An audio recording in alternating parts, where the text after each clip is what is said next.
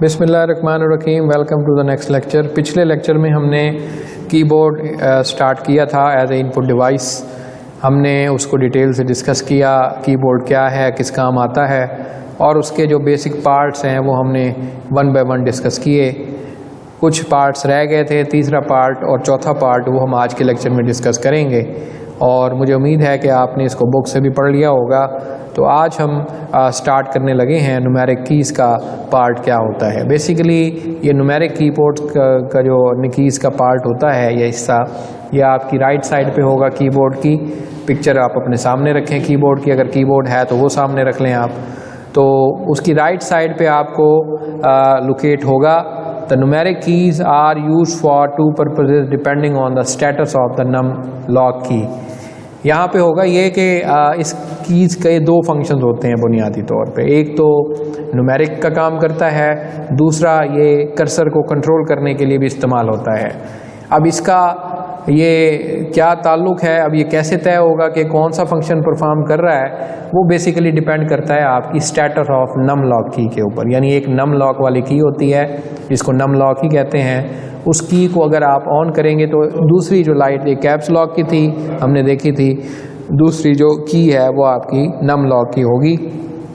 जब आप ये ऑन करेंगे तो वो लाइट ऑन हो जाएगी। And are use to enter the numeric data in mathematical symbol plus minus multiply and divide. तो नम लॉक जो है वो जब ओपन हो जाएगा तो फिर आप उसके ऊपर जो है तमाम न्यूमेरिक 0 से लेके 9 तक नंबर्स लिख सकते हैं, प्लस माइनस यूज़ कर सकते हैं। अगर तो नम लॉक ऑफ होगी फिर उन तमाम कीज़ का बिहेवियर चेंज हो जाता है, और उनको अब हम नीचे इस टेबल में वन बाय वन देखते हैं। यहाँ पे सबसे पहले आप देखें कि हमारे पास जो की 1 है, ये 1 तो तब यूज़ होगी ना जब आपका नम लॉक ऑन होगा, अदरवाइज ये एंड का परफॉर्म है। एंड जो है वो आपकी कर्सर को लाइन के बिल्कुल राइट साइड पे ले जाती है, यानी आप कह सकते हैं उस लाइन के आखिर में लेके जाएगी। दूसरी डाउन एरो वाली की होती है। डाउन एरो की जो है वो कर्सर को नेक्स्ट लाइन पे लेके जाएगा, यानी कर्सर मूव करता रहेगा, एक लाइन नीचे आ जाएगा। पेज डाउन की जो है वो अगर फ़र्ज़ करें आपने मुख्तलिफ़ पेजेस बनाए हैं, 3-4 पेजेस हैं, तो आप फ़िलहाल एक पेज पे मौजूद हैं, तो पेज डाउन का बटन जब दबाएंगे तो पेज 2 पे आ जाएंगे, फिर पेज डाउन करेंगे तो पेज 3 पे आ जाएंगे। इसी तरह यहाँ पे लेफ़्ट एरो है। लेफ़्ट एरो जो है वो एक एक करैक्टर जो है वो कर्सर को, या फ़र्ज़ करें यहाँ पे आपका कर्सर होगा तो जब आप ये लेफ़्ट एरो दबाएंगे तो यहाँ पे आ जाएगा, फिर दबाएंगे यहाँ पे आ जाएगा, फिर दबाएंगे यहाँ पे आ जाएगा, एंड सो फोर्थ। उसके बाद राइट एरो है। राइट एरो बेसिकली अगर फ़र्ज़ करें आपका कर्सर यहाँ पे है तो राइट प्रेस करेंगे तो इधर आ जाएगा, फिर राइट प्रेस करेंगे तो इधर आ जाएगा, इसी तरह राइट की तरफ ये मूव करेगा। 7 के ऊपर साथ होम की है। होम बेसिकली कर्सर को टॉप ऑफ द स्क्रीन लेके जाएगी। फ़र्ज़ करें कर्सर आपके पेज के किसी भी जगह पे है, जब आप होम की प्रेस करेंगे तो बिल्कुल स्टार्ट में आ जाएगा।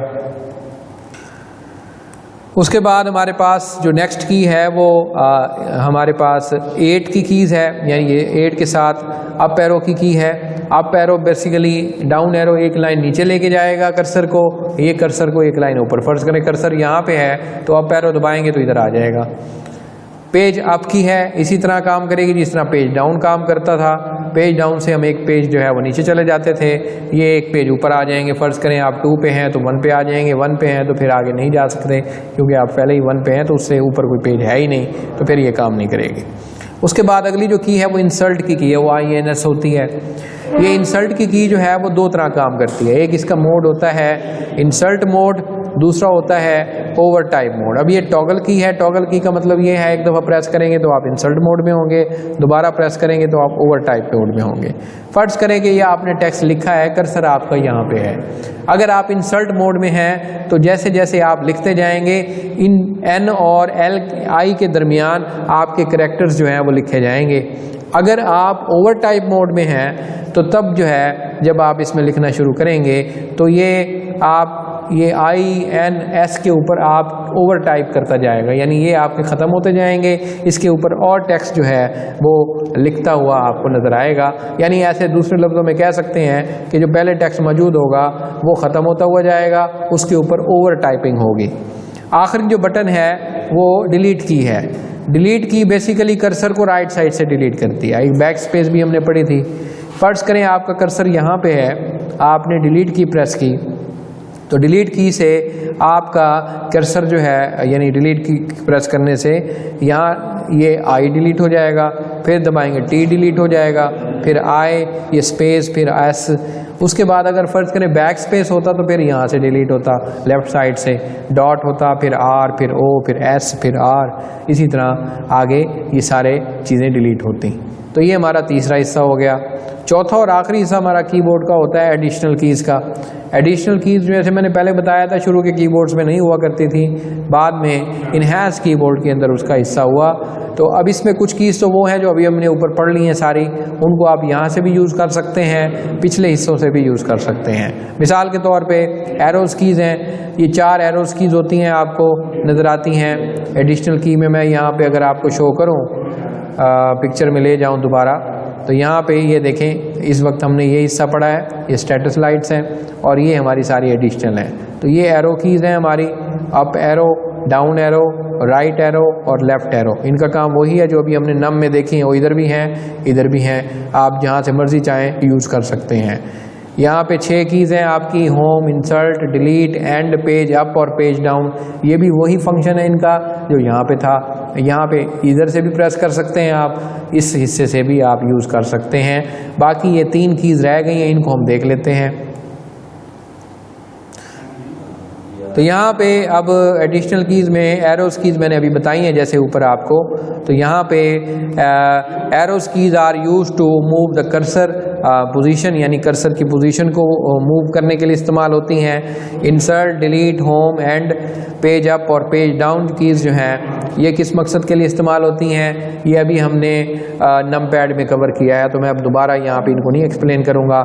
अगर आपको समझ नहीं आई तो वीडियो दोबारा रिवाइंड करके पीछे देख लें। 3 कीज़ बकिया हमारी रह गई हैं, प्रिंट स्क्रीन, स्क्रॉल लॉक और पास की है। यहाँ पे प्रिंट स्क्रीन की जो की है वो बेसिकली कंप्यूटर स्क्रीन की कोई इमेज लेने के लिए इस्तेमाल होती है। मिसाल के तौर पर इस वक्त आप स्क्रीन के ऊपर जो भी है, अगर आप इसका प्रिंट लेना चाहते हैं या कोई इमेज बनाना चाहते हैं तो आप एक दफ़ा प्रिंट स्क्रीन दबा दें, उससे कुछ होगा नहीं, कॉपी हो जाती है रैम में। आप फिर पेंट में जाके उसको पेस्ट कर देंगे तो उस पूरी स्क्रीन का इमेज जो है वो वहाँ पे आपको नज़र आ जाएगा। Scroll lock keys is use to lock and unlock the cursor on the screen. Some programs, कुछ प्रोग्राम्स में होते हैं जिनमें स्क्रॉल लॉक काम करता है, कुछ में नहीं करता। मिसाल के तौर पर स्क्रॉल यहाँ पे होते हैं आपके, यानी पेज अगर फ़र्ज़ करें जैसे मैं मूव कर रहा हूँ, ये स्क्रॉल के ज़रिए कर रहा हूँ, ये नॉर्मली मैं यूज़ कर सकता हूँ। अगर मैं स्क्रॉल लॉक दबाऊँगा तो लाइट भी ऑन हो जाएगी और मेरे तमाम स्क्रॉल लॉक हो जाएंगे, तो मैं फिर पेज को टॉप या बॉटम मूव नहीं कर सकूँगा। इसी तरह नीचे हॉरिजॉन्टल स्क्रॉल्स भी होते हैं, वो भी लॉक हो जाते हैं। पेज ब्रेक और पॉज का बटन है। शुरू में जब आप कंप्यूटर स्टार्ट करते हैं तो उस वक्त तमाम फास्टली इंफॉर्मेशन आ रही होती है, आप चाहते हैं कि ये यहीं पे रुक जाए, आप पॉज का बटन दबा दें, वो वहीं पे रुक जाएगा, आप उसको पढ़ना चाहें या जो भी करना चाहें, लेकिन फिर दोबारा बटन वही दबाएंगे तो वहीं से फिर स्टार्ट हो जाएगा। तो ये फास्ट इंफॉर्मेशन को रीड करने के लिए आप स्क्रीन को रोक सकते हैं, तो ये बटन भी कभी कभी इस्तेमाल आप कर सकते हैं किसी भी प्रॉब्लम को सॉल्व करने के लिए।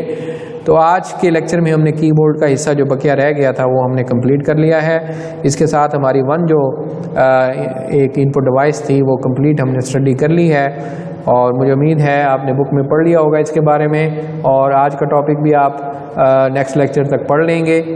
अगले लेक्चर में हम नई पॉइंटिंग डिवाइसेस शुरू करेंगे जो कि इनपुट डिवाइसेस हैं। उस वक्त तक के लिए खुदा हाफिज़।